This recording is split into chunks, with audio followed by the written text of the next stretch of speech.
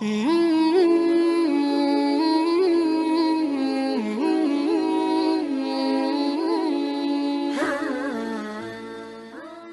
یوم الدین. شاید در دنیا کسی دیوانگی بکنه بگه من فرمان روای بلا منازعم روی زمین، ولی اینجا خداوند میگه مالک یوم الدین. اونجا دیگه کسی جرئت نداره بگه من فرمان روای روز قیامتم. اینجاست که خداوند در دشت محشر دوباره صدا میزنه وقتی که فرمان روایان روی زمینی که دچار غرور و خودباختگی و خودشیفتگی شده بودن ادعای خداوندی کردن، بندگان خدا را بردگان خودشون حساب کردن و اونها رو به ذلت و خواری نشوندن و فخر میفروختن.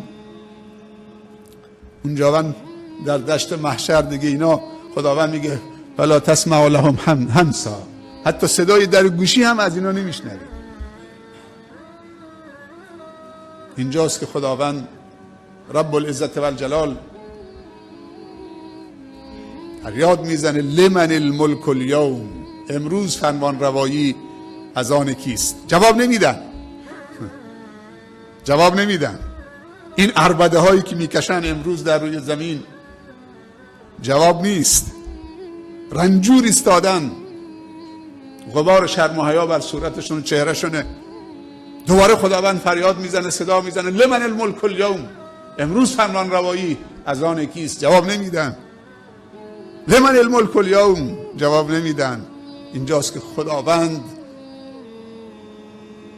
بزرگ عظیم در اوج کبریا و عظمت و بزرگیش خودش جواب خودش میده، میگه لله الواحد القهار، امروز فرمان روایی مطلق از آن واحد قهاره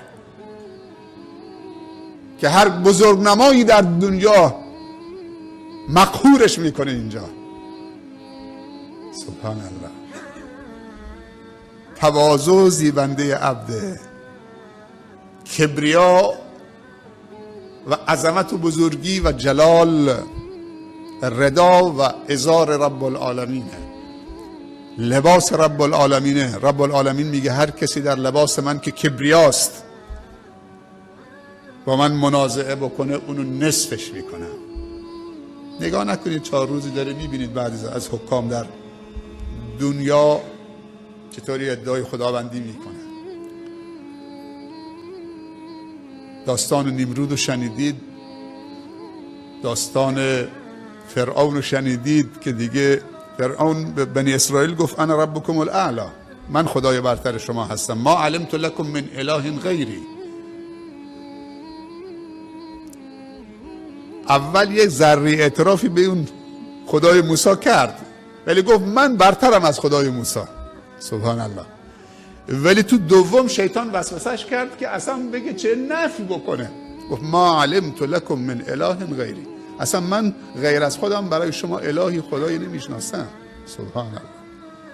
خداوند همون جوی آبی که از زیر قصرش میرفت و پوز میداد میگو و هذه الانهار تجری من تحتی، رودخانه ای که خداوند ایجاد کرده روان کرده، میگه مال من، زیر پای قصر من داره رد میشه. خداوند رودخانه را که زیر پاش میرفت عروس سرش برد. سبحان الله.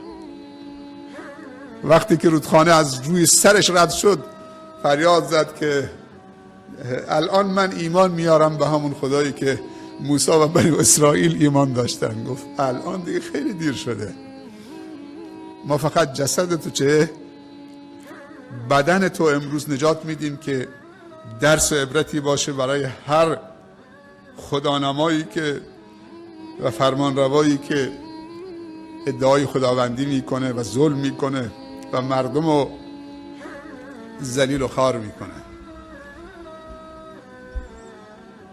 حکام متوجه باشند اینا بندگان خدا، خدا نسبت به بندگانش غیرت داره.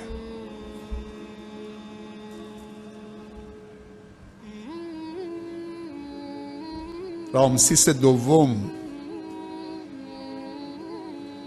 همین فرعونه، جسد مومیاییش هست. آخرین نفری که از قوم بنی اسرائیل از پیروان موسی از رودخانه رد شدن، از نیل رد شدن، وقتی عصاشو زد چوب بعض موقع چه کارایی میکنه. سبحان الله. اینا وقتی وصل میشه به نیت ما و توکل ما وصل میشه به بالا، اصلا دیگه هیچ چیزی چاره تو نمیکنه، هیچ چیزی نمیتونه در مقابل تو علم بشه. این توکل و نیت رو داشته باشید. کارهای عجیبی میکنه این توکل. قدرت انسان مؤمنی که به خدا وصله.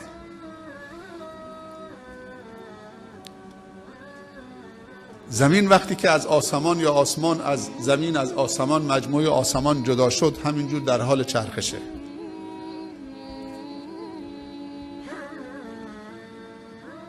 خداوند برای اینکه چرخش زمین و حرکت زمین رو کنترل بکنه کوه انداخت در زمین و خداوند میفرمایند والجبال اوتادا. ما زمین رو کنترل کردیم با لنگری به اسم کوه که لایه های درونی زمین و قارات رو از درون به هم وصل میکنه.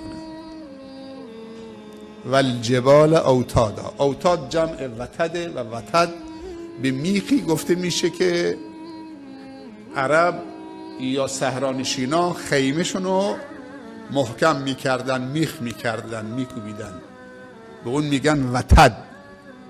و اینجا خداوند تشبیه کرده کوه به وتد، به میخی که زمین رو کنترل میکنه. سبحان الله. چه قدرتی است تو این کوه. همین اندازه که روی زمینه چند برابر زیر زمینه. ریشه دوانده تو لایه های زمین رو داره کنترل میکنه.